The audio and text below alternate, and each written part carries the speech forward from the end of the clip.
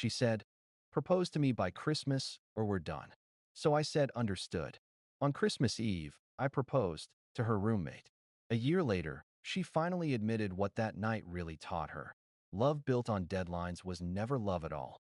She said it over dinner, not softly, not jokingly, but with that tight, measured tone that only comes from someone rehearsing the same line in their head for days. "Propose to me by Christmas or we're done." It was December 1st. She looked stunning that night. Red dress, hair pinned perfectly, phone on the table face down for once. And still, I couldn't focus on any of it. The words kept replaying, like a sentence, not a request. We'd been together for almost 3 years. At first, it was great, balanced, exciting, the kind of relationship where you make plans for the weekend before you've finished breakfast. She was ambitious, direct, confident, everything I thought I needed after a series of quiet, indecisive partners. But somewhere around year two, something changed. Our conversations stopped being about us and started being about timelines. Her friend got engaged, then her cousin, then her coworker. And suddenly, every passing month wasn't time we were growing closer. It was evidence that I was wasting her time. I'd hear her on the phone with her mother sometimes, whispering, "He's just comfortable. I need commitment, not convenience." Maybe I should have ended things then.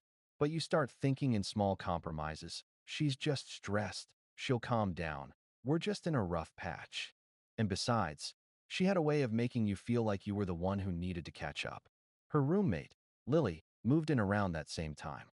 Quiet, kind, easy to be around. She was the opposite in every way. A teacher, loved bad movies, always remembered people's birthdays. We didn't talk much at first, just polite exchanges when I came over. But she had this way of noticing things. When I'd stop laughing at my girlfriend's jokes, when I'd get quiet mid-sentence because I knew what fight was coming next. Once, after one particularly brutal argument about future expectations, Lily found me on the balcony, sitting in the cold, staring at the skyline. She just handed me a blanket and said, "You look like someone trying to explain love to a brick wall." It made me laugh for the first time in weeks. So when that ultimatum came, by Christmas or we're done, I just nodded. Understood. She smiled, satisfied. She thought she'd won something. She didn't notice how quiet I'd gone after that, or that I stopped leaving things at her place, or that Lily started asking me questions that didn't feel like small talk, questions about what I wanted, not what I owed.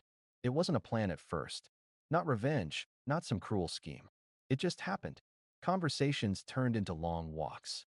Long walks turned into confessions. And confessions turned into something real, something calm, mutual, and terrifyingly honest. By the time Christmas rolled around, I wasn't wondering if I'd propose. I was wondering to whom. And for the first time in months, I didn't feel trapped. I felt free. Christmas Eve. Cold, clear night. Streetlights catching on frost. People hurrying by with wrapped boxes and last-minute gifts. The kind of evening where everything feels like it's glowing. Except maybe for the truth. I'd spent the entire week rehearsing a line I never thought I'd say again. Not to her, but to Lily. Because here's the thing.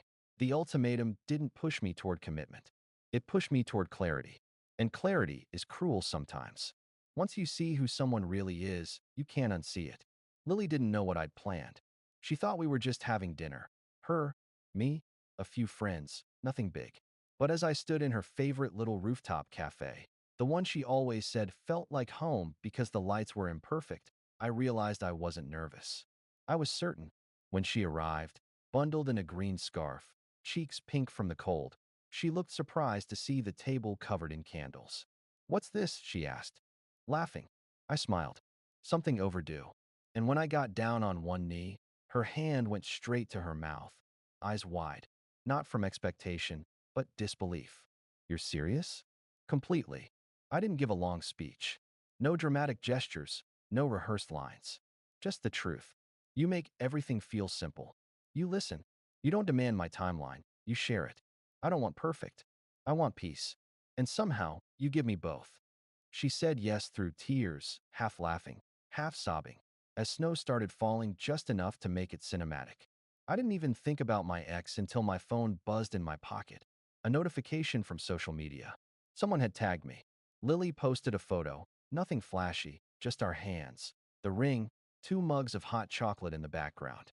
The caption read, "Didn't see this coming, but maybe that's what makes it real." 10 minutes later, my phone blew up. Texts, missed calls, and one name that made me stop scrolling. Her. At first, it was a single message. "What is this?" Then another. "Is this a joke?" And finally, "You proposed to my roommate?" I didn't answer. I just set the phone face down and kissed Lily's forehead. But she, my ex, wasn't done. Later that night, when the photo had already started making rounds among mutual friends, someone sent me screenshots of her chat with Lily. It started civil, then spiraled. Her, "How could you do this to me?" Lily, "He wasn't yours. You made that clear." Her, "You were supposed to be my friend." Lily, "I was, until you turned him into a deadline." Her, "You're disgusting. Enjoy my leftovers." Lily, "No leftovers here. Just someone you stopped seeing." After that, she left the group chats, blocked half her contacts, and deleted her social media. The fallout spread fast. Her mom called me, furious. Her friends picked sides. And me? I didn't say a word publicly. I didn't need to. The truth had already spoken louder than I ever could. A week later, I got a text from her one last time. "You humiliated me." I typed back, "No, you set the terms. I just met them." Then I deleted her number. The first few days after Christmas were pure chaos. I'd underestimated how fast gossip spreads when it's fueled by heartbreak and holiday wine. By December 27th, everyone, co-workers, friends, even distant relatives, had heard some version of the story. In her retelling, I was the villain, the heartless man who led her on, cheated with her roommate, and used Christmas to humiliate her.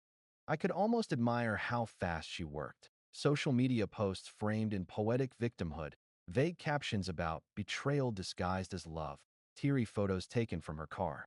The comments came pouring in. "You deserve better. He never deserved you. Can't believe she did that to you." That last one, "she," made me realize people didn't even know it was her roommate. I didn't defend myself publicly. Not because I couldn't, but because I'd already learned what silence does. It burns slower, but longer. Still, silence doesn't protect you from real-world consequences. Her mother called me first, not to yell, surprisingly, but to demand. "You owe her closure. At least meet her, talk like adults." I listened, calmly. Then I said, "She had her closure. It came with a deadline." Click. End of call. Then came her father's text, short, sharp, typed like a legal document. "You humiliated my daughter publicly. We're considering legal action regarding the engagement deposits and potential emotional damages." That one made me laugh out loud. Because here's the thing. She'd never paid for a single part of that wedding prep. Not the deposit, not the dress, not the venue. Every cent had been mine. But I wasn't stupid. I gathered receipts, invoices, bank transfers, every record showing the funds were under my name. I forwarded them to a lawyer friend with a note. "Might get messy." He replied within 10 minutes. "It already is. But you're covered." Meanwhile, Lily was getting hit from another side. Her phone wouldn't stop buzzing. Friends, co-workers, even old classmates accusing her of stealing me, of betraying sisterhood. She took it quietly, but I saw how much it hurt. She deleted her social media for a while, said she needed to breathe without notifications. One night, she said softly, "Maybe we should have waited." I shook my head. Wait for what? For her to give permission? She didn't answer, just leaned into me, and for the first time in weeks, we both sat still without explaining ourselves to anyone. Then, out of nowhere, came the demand letter, delivered by courier, signed by her mother's attorney, full of legal fluff about emotional distress, unjust enrichment, and damage to reputation. My lawyer laughed when he read it. "She's bluffing. No real case here. Just a family trying to save face." He was right, but it still shook something in me. The realization that even when you do everything cleanly, someone can still twist your choices into a weapon. The next week, mutual friends started to reach out. Some curious, some apologetic. One of them, a guy named Sean, sent me screenshots from her private group chat. She'd written, "I thought he'd wait for me. I thought he'd panic and crawl back. But he actually moved on. With her. Like I didn't matter." That line, "like I didn't matter," stopped me cold. Because the truth is, she had mattered. I just stopped being her project. And when people like her lose control of a story, they rewrite it to survive. A few days later, Lily got a message from her. Simple, raw, human. "I hate you, but I get it. I see it now. You two fit. I just wish I didn't have to watch it happen. Lily showed it to me, tears in her eyes. Then she said something I'll never forget. I think that's her version of peace. Maybe it was. Or maybe it was her last attempt to make sure she was still part of our story. Either way, we didn't reply. Final update that it's been just over a year since that Christmas. If you told me back then that I'd find peace, not the Hollywood kind, but the quiet, steady kind, I would have laughed in your face. But here I am. Different apartment. Different life. Same man. Maybe. Just lighter. Lily and I didn't rush into marriage. We didn't need to. After the whirlwind, the backlash, and the family drama, we just wanted calm. We took a trip instead. Somewhere quiet. No Wi-Fi. No conversations about timelines or expectations. Just two people figuring out who they were without noise. When we got back, we didn't announce anything. Didn't post photos. We just lived. That's something I've learned. When people stop performing their lives online, they finally start living them for real. As for her, the woman who gave me the ultimatum, I eventually heard what happened. Through friends, of course. She moved to another city, started therapy, and took a long break from dating. Apparently, she told someone that the Christmas fiasco made her realize she'd been trying to manage her life like a business transaction, setting milestones, deadlines, ultimatums. And when people didn't fit those expectations, she tried to fix them instead of herself. The person who told me this said she'd even joked about it. I tried to turn love into a KPI. Turns out, it doesn't scale. That made me smile, not out of spite, but out of relief. Because it meant she finally saw the problem I'd spent years trying to name. One afternoon in spring, I ran into her by accident. Bookstore downtown. She was flipping through a travel guide, wearing the same red scarf from that dinner years ago. She saw me first. We just stood there for a second. No tension, no awkwardness. Just history. She smiled, faintly. You look happy. I am, I said. You? She nodded. Getting there. That was it. No apologies, no grand closure. Just two people who'd finally stopped orbiting around a story that no longer defined them. And somehow, that small, quiet moment felt heavier than any proposal, any fight, any ultimatum we'd ever shared. I walked out of that store with one simple thought. Sometimes, peace isn't about forgiving someone else. It's about forgiving yourself for letting things go on longer than they should have, for trying to save something that was never built to last. Now, every Christmas Eve, Lily and I go back to that same rooftop cafe. Same lights, same mugs of hot chocolate, same view. We don't talk about the past much, but every now and then, she'll tease me. Imagine if you'd actually proposed to her that night. And I'll laugh, shake my head, and say, would have been the biggest mistake of my life.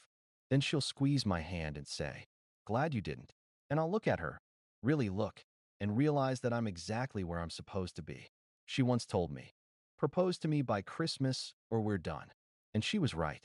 We were done. But what she didn't realize was that her ultimatum didn't end my love life. It redirected it towards someone who didn't want a deadline, just a future. And that future started the moment I stopped trying to prove I was enough for the wrong person and started becoming enough for myself.